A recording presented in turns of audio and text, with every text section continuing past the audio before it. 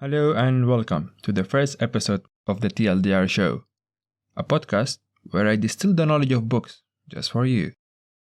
I'm your host Abdurrahman, and I'm very excited to have you with me. For our first series of books, I chose to talk about us, our human nature, how we make irrational decisions, how we get influenced on a personal level and as a group, and how we can use these tactics for our benefit. We have 4 books in this series, starting with Predictably Irrational, Influence, Win Bigly, and lastly, Pre-Suasion. Each episode, we will dive into each one of them and learn some great insights about us. Without further ado, let's dive into our first book, Predictably Irrational, subtitled The Hidden Forces That Shape Our Decisions, by Dan Ariely.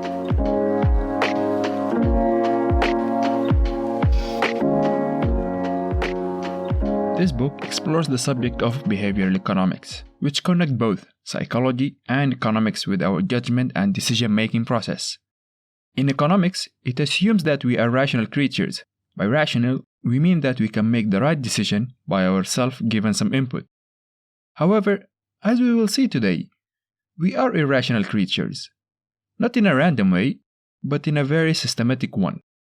We are what we can call predictably irrational. I break down the book's ideas into 3 main themes: relativity, money, and decision-making. Let's start with relativity. One of the main ideas in this book is how everything is relative. We rarely choose anything just on absolute terms. We usually look for another object to compare to and make our decision. For example, we usually see someone with a certain house or job, and we put them as a reference point of comparison. We do the same when we are shopping, choosing a place to rent, or even when choosing friends. We're just always comparing. This idea of relativity is also known as the contrast principle. This principle is an important one, and we will explore it again in the upcoming books. With this in mind, let's see how businesses use relativity. Imagine you go to a cinema, and they're selling 2 sizes of popcorn. A small one for $2 and a large one for $7. In this case, the large one will look too expensive compared to the smaller one. However, what if they offer the third option, a medium size for $6? Now, the large one is not as expensive and only $1 more than the medium. This application of relativity can also be seen in combo meal sets, when an extra $1 will make it include a drink and fries compared to the sandwich by itself. Sometimes it works differently. In the case where you want to sell an item, you can price it between 2 items. One, very cheap, but it lacks quality. And the other one, extremely expensive, which will act as a decoy, and the customers will tend to favor the middle-range priced item. What's critical about relativity is that we will choose things we can compare over things we do not have a comparison for. For example, let's say you were offered 2 cars, a 4-wheel drive, let's call it car A, and a sport car, car B. Both are excellent cars with similar prices, and you like both. For a salesman who wants to sell car A, the 4-wheel drive, he will introduce a decoy, a third car, to make car A better. The third option will be a car which lacks some of the features in the perfect car A, let's call it car A-. Rationally, you will think that car A is better than car A-. But the irrational part is that since we don't have a reference point for car B, the introduction of car A- will make car A better than car B too. This relativity affects our life in many ways. The best example I can give is the effect of social media. When seeing how other people are living, the body they have, the dream job or vacation they're enjoying, relativity can kick in and start ruining our existing life, which without this comparison, we would probably enjoy it. So, can we do something about relativity? The answer is yes, we can. Try to always choose your comparison circle to be within a limit that will not affect your relative happiness. For example, when buying a new item, do not look into options that are outside your budget and focus on the ones you can actually afford. Using this tactic, your relative happiness will not be as damaged. Of course, I'm not calling for you to stop improving and getting better, but at the same time, you have to be very careful on what this hunger for more brings you. A great quote from Naval Ravikant: "If you want to be successful, surround yourself with people who are more successful than you are. If you want to be happy, Surround yourself with people who are less successful than you are. So keep this in mind. On a side note, Naval is an amazing person, and I highly suggest you follow his podcast. I'll link to his Twitter and podcast and everything in the show notes. Now that we established our relative mindset, let's move into the second theme, money, by introducing a new term. Arbitrary coherence is the idea that once a product price is established in our mind, it will affect how much we're willing to pay for it and for other related products too. An example here would be the Apple products. Despite being expensive compared to some of their competitors, they fixed their customers' mindset over its high pricing, and they were able to charge higher prices compared to other brands. Now, automatically, when you hear it's from Apple, you assume it will be expensive. So, what do we call this initial price setting? It's called anchoring, and we will visit it throughout this series. But for now, when we talk about anchoring, we're talking about the reference point that we will compare our future decisions to. Anchors are powerful tools, and they keep affecting our minds long after we make decisions. I can even say that our first impression when we meet new people are our anchors, and we will compare their future behavior to it. Let's take an example. Imagine you go to a shop to buy a sofa, and the first one you see is $10,000. This will become your anchor. And using the power of relativity, if the next ones are priced $5,000 and $1,000, they would look cheap regardless of how much a sofa should actually cost. Now, imagine if the reverse happened, and the first one you see is the $1,000. How would you see the $5,000 and the $10,000? If you have a shop that sells furniture, for example, put your high-priced item next to the entrance, so it will create mental anchors as customers enter. Now, let's introduce another idea, herding. When we see a line in front of a restaurant or a shop, we assume it's a good one, and we may stand in line to try it. And the line keeps growing by people who thought the same thing. Sometimes we do another version of herding, self-herding. Here, we make our decisions based on our first experience. If it was a good experience, we will do it again and again and start creating our own mental line. As time goes on, the line gets longer and we become more fixated on doing that thing.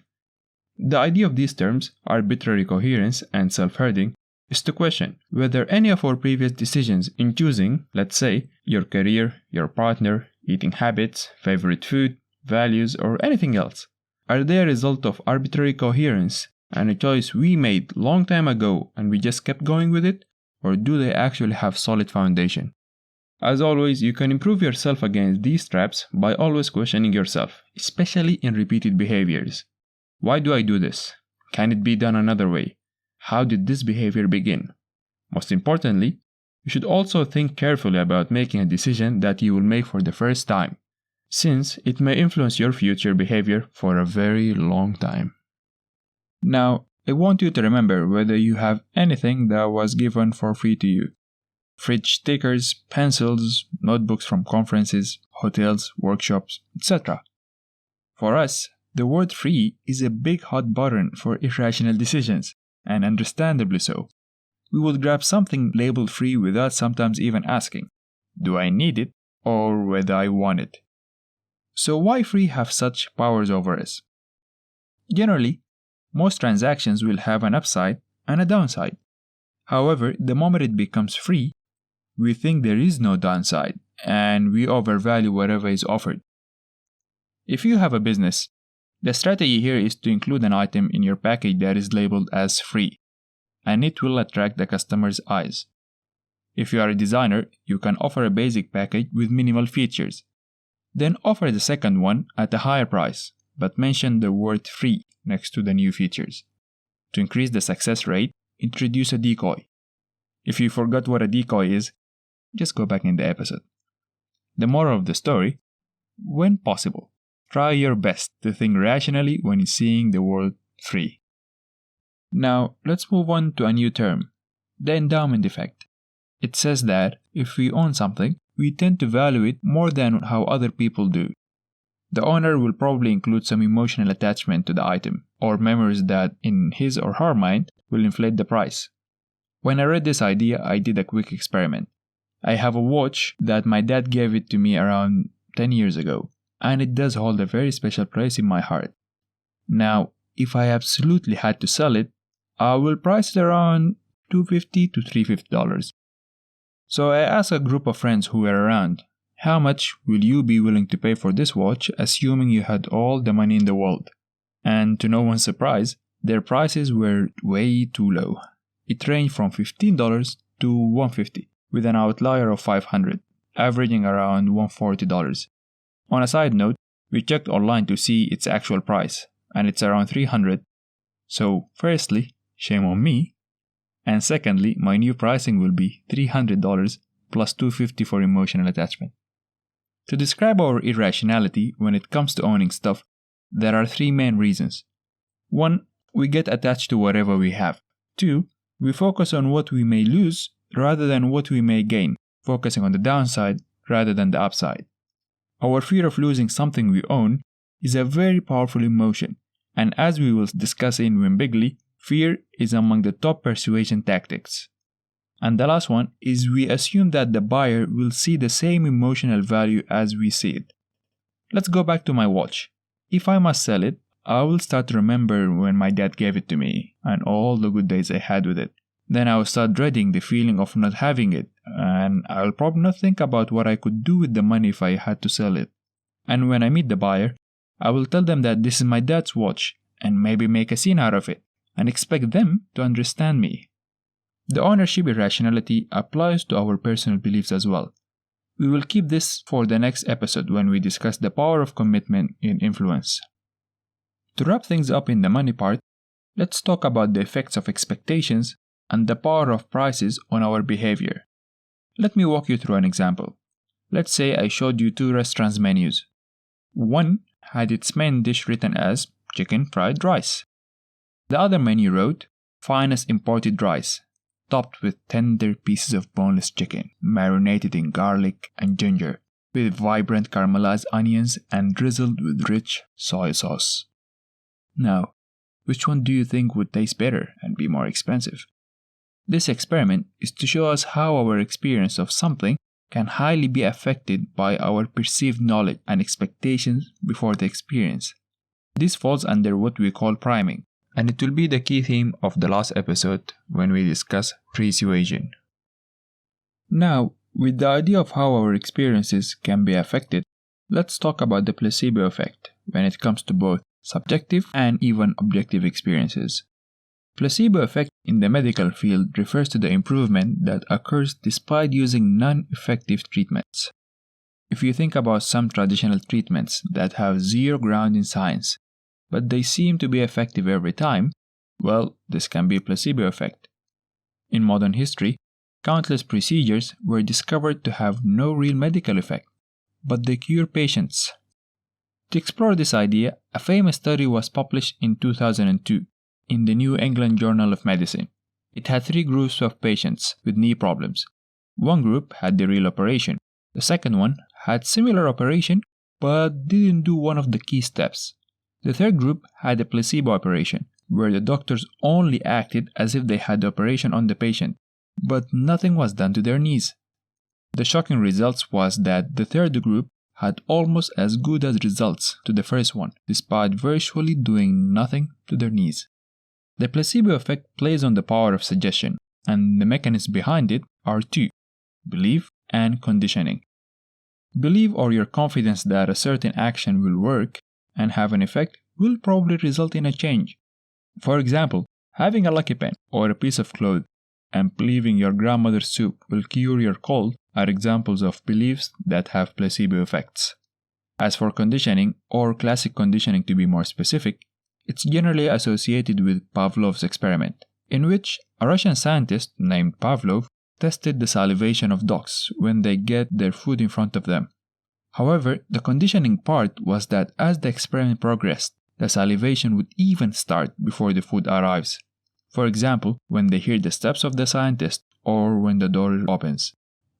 For you, if you work in an office, remember when it's the last half an hour before leaving after a hectic day, or when you hear the steps of the pizza delivery man in front of your door. Your mind will start producing chemicals associated with that experience, This can be linked to what Scott Adams calls in his book, The Moist Robot, where it assumes that humans are programmable using the correct methods. Maybe we are. Think about it as we go on with the series. Let's go back onto track. With what we know about placebo, can we expect a more expensive or premium item to do better than a more generic one of a lower price? Well, experiments show that we will get a better feeling from the same medicine if it's expensive or fully priced, rather than it being cheap or on a discount. So try to use this placebo and conditioning for your benefit. Have a lucky shirt, so your mind will condition itself to perform at its best when wearing it. Start your morning with your special routine that will make your body conditioned to perform. Have a music playlist for only working out or studying, so each time you hear it, your body will go into that mode. With relativity and money out of the way, let's move into the third theme, decision making. Most of us are familiar with the Hulk. The comics and the movies present us with two characters, Dr. Bruce Banner, who is mild and a normal scientist, and the Hulk, who is uncontrollable and wants to destroy everything, both living in the same body. Somehow, these two characters can represent all of us. Dr. Banner is when we are in a neutral state, and the Hulk that comes out when we are in an emotional one.